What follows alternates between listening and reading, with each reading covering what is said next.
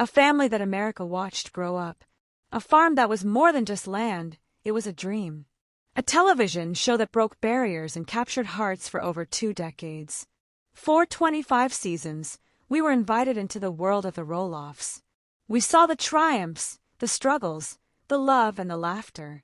But behind the idyllic pumpkin patches and family adventures, a story of fracture, resentment, and betrayal was unfolding. A dream, carefully built over 30 years, was about to crumble into dust. How did it come to this?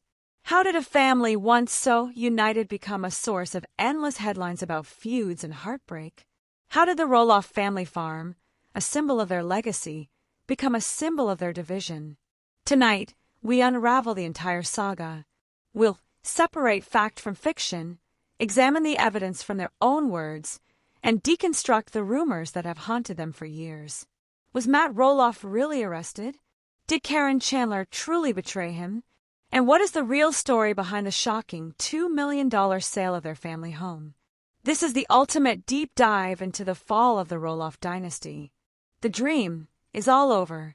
Part 1. The foundation of a dream. To understand how it all fell apart, we have to go back to the beginning. Before the fame, before the TLC cameras, there was just Matt Roloff, Amy Roloff, and a sprawling, fixer-upper 34-acre farm in Helvetia, Oregon. They purchased it in 1990. For Matt, a man with boundless ambition and creativity, it wasn't just a property. It was a canvas. This farm is my whole world. It's a place where kids can come and just be kids. It's a place where imagination can run wild. And run wild it did. Matt transformed the farm into a magical wonderland. A pirate ship, a western town, a castle. These weren't just play sets. They were monuments to his vision. Amy, meanwhile, was the heart of the home, raising their 4 children, twins Jeremy and Zach, daughter Molly, and youngest son Jacob. The family was unique. Matt, Amy, and Zach have forms of dwarfism, while Jeremy, Molly, and Jacob are of average height. Their lives became the subject of one of TLC's longest-running and most successful shows, Little People, Big World, which premiered in 2006. For years, the show presented a largely wholesome picture. We saw Matt's endless projects, sometimes to Amy's frustration. We saw Amy's fierce love for her children and her struggle to find her own voice within the marriage. We saw the 4 kids navigate the awkwardness of adolescence in the public eye. The central character, alongside the family members, was the farm itself. It was the hub of their universe. Pumpkin season was their Super Bowl, a massive event that brought the entire family together to work and brought thousands of visitors to their doorstep.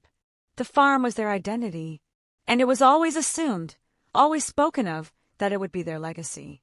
That was the dream. But even in the early days, the seeds of conflict were present. Viewers saw the fundamental differences between Matt and Amy. Matt was the risk-taker, the dreamer, often starting projects he couldn't finish, spending money on visions that Amy saw as impractical. Amy was the pragmatist, the organizer, often left to manage the household and the chaos Matt created. Their differing personalities were a source of both sitcom-style humor and genuine marital tension. Fans debated constantly, was Matt too reckless? Was Amy too negative? Or were they just 2 very different people trying to build a life together under the microscope of reality TV? The farm itself became a point of contention. Amy felt a deep emotional connection to the farmhouse, the place she raised her children. For Matt, the house was just one part of a larger business enterprise. He was always focused on the land, the attractions, the brand. This fundamental disagreement would fester for years, lying dormant beneath the surface of family life. But as the children grew up and started families of their own, and the marriage began to fray, this crack in the foundation would widen into a chasm that would eventually swallow the entire Roloff dream. The narrative they had sold to the world, and perhaps to themselves, was about to be rewritten. A marriage, like a house, requires constant maintenance. For Matt and Amy Roloff, after nearly 30 years, the repairs were no longer enough. The foundation was broken. In 2015, after years of on-screen tension and a trial separation, they officially announced their divorce. For viewers, it was the end of an era. For the Roloff family, it was a seismic event that would permanently alter their dynamics and set the stage for the conflict to come. The divorce wasn't just about two people separating, it was about dividing an empire. And the crown jewel of that empire was the farm. Initially, they tried a strange and awkward arrangement. They both continued to live on the farm, just in separate houses. Amy remained in the large family home, while Matt moved into the double-wide, a smaller home on the property. They were business partners in the farm, but their personal lives were moving in opposite directions. And this is where a new, pivotal character enters the main storyline, Caryn Chandler. For years, Caryn was a familiar background face on the show. She was the longtime manager of Roloff Farms, a key employee who helped run the pumpkin patch for a decade. She was efficient, organized, and by all accounts, very good at her job. She was instrumental in making Matt's visions a reality. But after the divorce, her role began to shift. Soon, she wasn't just Matt's farm manager, she was his girlfriend. The announcement of their relationship sent shockwaves through the show's fanbase and, most importantly, through the Roloff family. The timeline became a subject of intense speculation and controversy. In her 2019 memoir, A Little Me, Amy Roloff dropped a bombshell. She wrote, and we're paraphrasing here, that Matt was involved with Caryn while he and Amy were still married.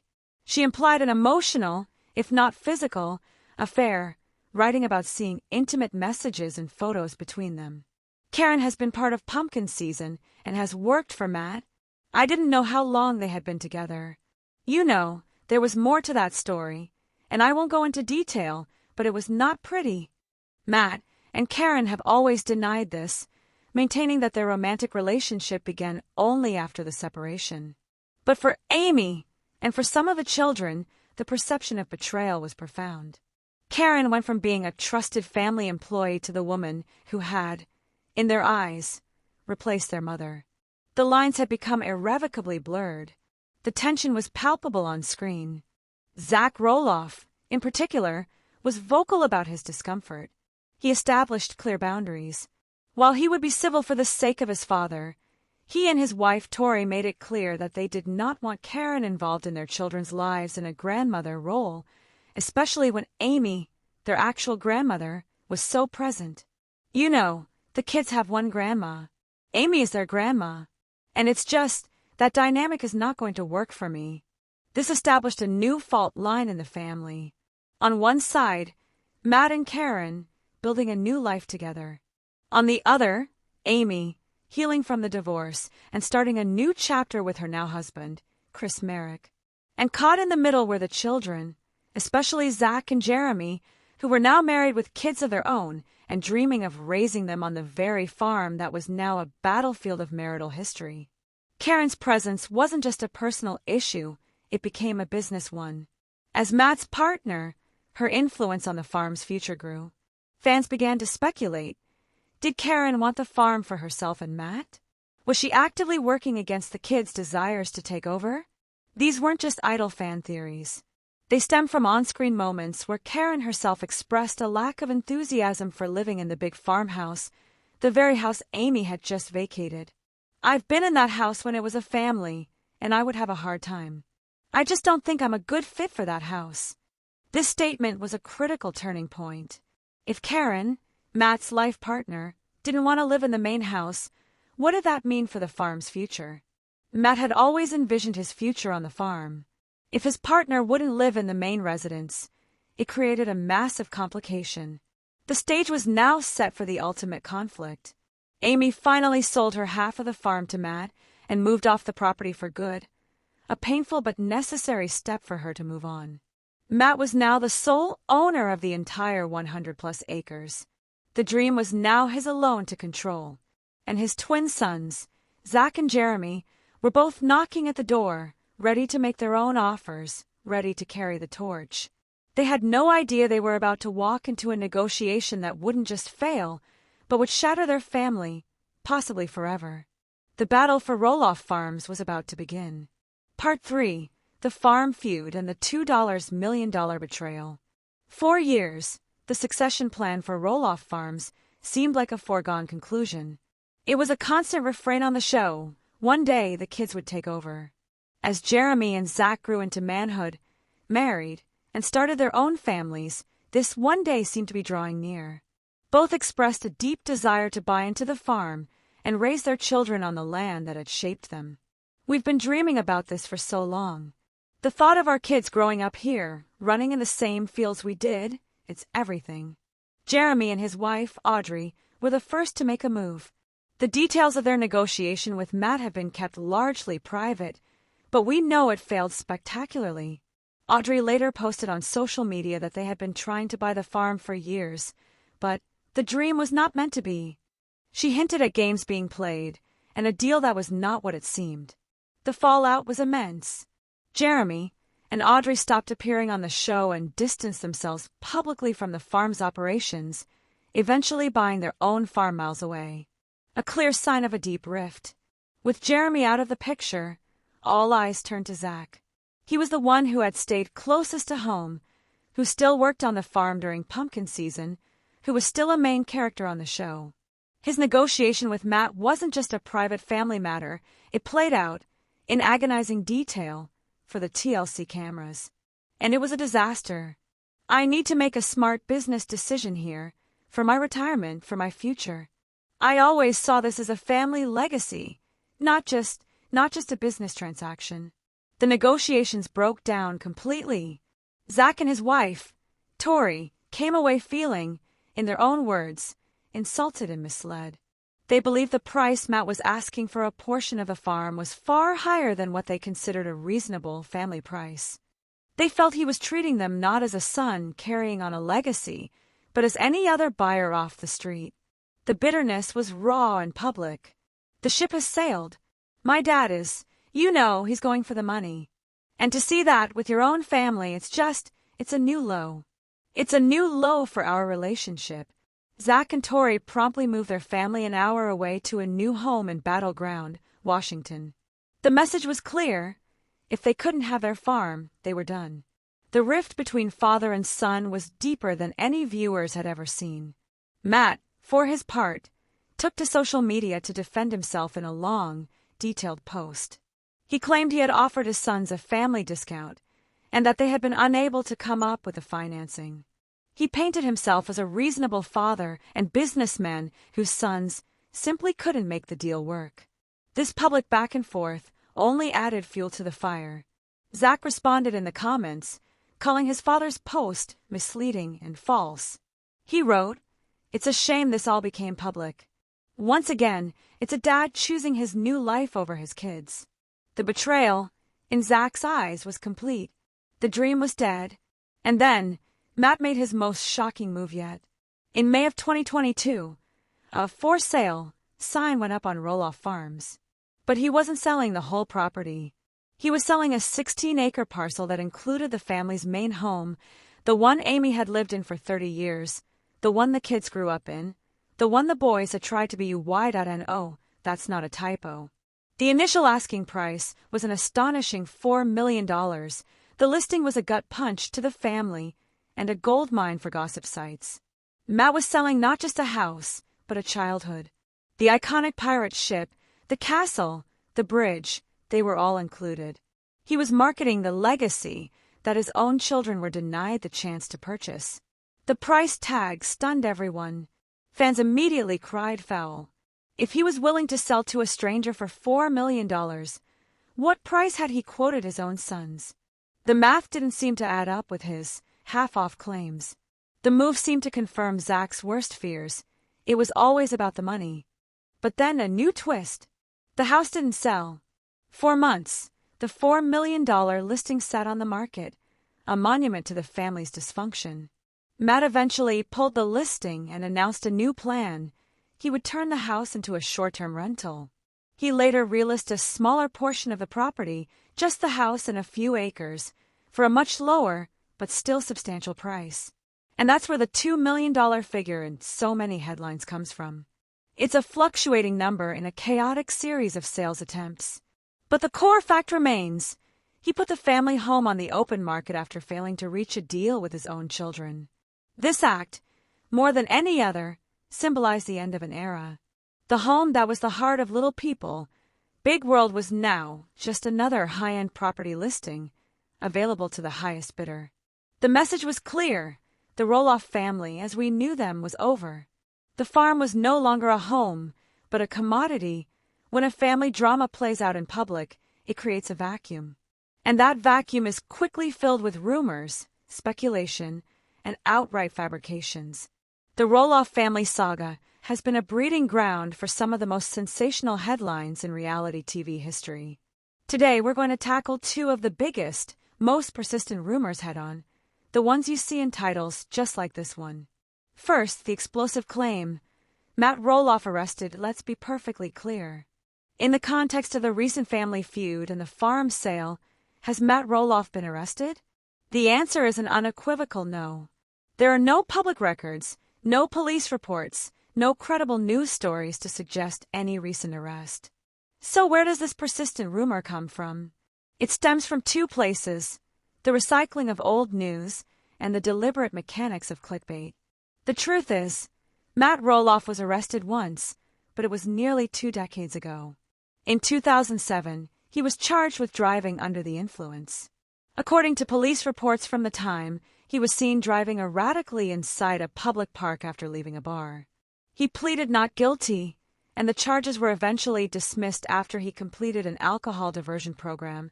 This was a real event. It was covered at the time and is a matter of public record. However, clickbait channels and gossip sites continuously resurrect this old story, stripping it of its date and context. They present it as if it's happening now, often tying it to whatever current drama is unfolding. They'll use a title like, Matt Roloff's arrest shocks family amid farm sale. The viewer clicks, expecting a new scandal, only to be fed information that is almost 20 years old. It's a dishonest but effective way to generate views. So, to reiterate, the Matt Roloff arrest narrative that circulates today is not new information. It is the repackaging of a long-resolved incident from 2007. There has been no recent arrest.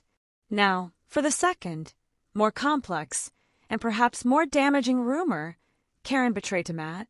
This headline is a bit more ambiguous, but it taps into a deep-seated fan theory that has been simmering for years. It suggests two possible interpretations, either that Caryn betrayed Matt, or that she betrayed the family, leading to Matt's current isolated situation. The overwhelming fan consensus points to the second interpretation. The theory is this: Caryn Chandler masterminded the entire farm situation for her own benefit, betraying the family's legacy and turning Matt against his own children. Is there any truth to this? Let's examine the evidence fans point to. Exhibit A, the motive. Fans argue that Caryn never wanted to be saddled with the Roloff family legacy. They point to her on-screen comments about not wanting to live in Amy's old house to her critics. This wasn't just a personal preference. It was a strategic move. By refusing to live in the main house, she forced Matt to reconsider its future. If she couldn't live there, the only options were to sell it or rent it. This, the theory goes, directly led to the failed negotiations with the sons and the eventual sale listing. She allegedly wanted Matt and his money free from the entanglements of his past life. She and Matt have since built a brand new dream home for themselves in Arizona and a new one on the farm property far from the original family home. Exhibit B, the influence. For years, viewers have watched Caryn's role evolve from employee to partner. In recent seasons, she is often by Matt's side during business meetings and family discussions. Critics argue that her constant presence and opinionated nature have given her undue influence over Matt's decisions. They believe she whispers in his ear, reinforcing his most stubborn, business-first instincts and validating his decision to put profit over family. In the court of public opinion, Caryn is seen as the wedge that drove the final nail into the coffin of the father-son relationships. Fans believe that without her influence, Matt might have been more willing to find a compromise with Jeremy and Zach. Exhibit C, the financial gain. This is the most cynical part of the theory. Some fans speculate that Caryn saw the farm not as a legacy, but as a multi-million-dollar asset. By encouraging Matt to sell to an outsider for top dollar rather than giving a significant discount to his sons, she would ensure that their shared retirement fund would be as large as possible. They see her as a gold digger who prioritized a lavish future with Matt over the emotional well-being of his children and grandchildren. Now, let's offer the counter-argument. Is it possible that Caryn is simply a convenient scapegoat? Matt Roloff has shown himself to be a stubborn, business-minded, and sometimes difficult man for 25 seasons.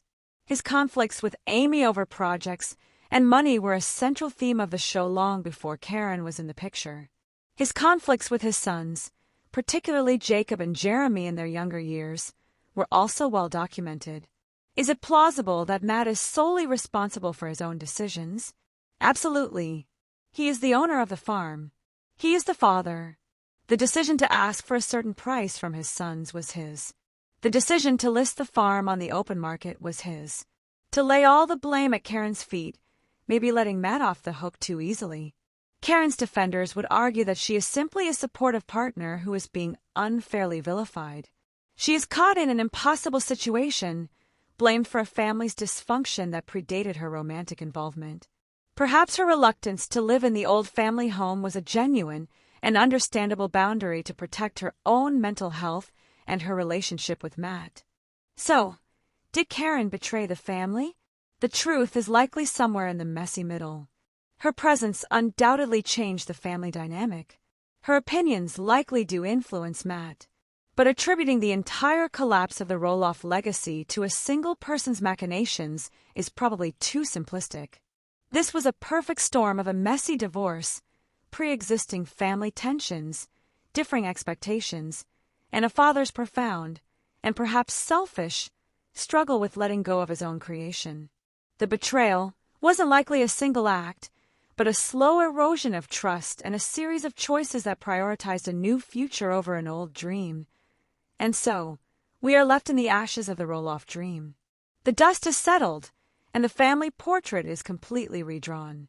The damage done during the farm feud appears to be deep and, for now, lasting.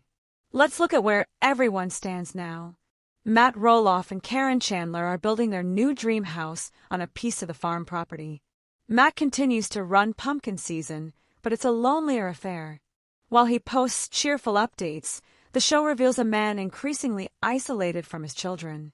He occasionally sees Zach's kids, but the interactions are often strained, supervised, and a far cry from the easygoing grandfather he once was. The relationship with Zach remains fractured. Amy Roloff has found her happy ending. She is married to Chris Merrick, living happily off the farm, and has embraced her role as a doting grandmother.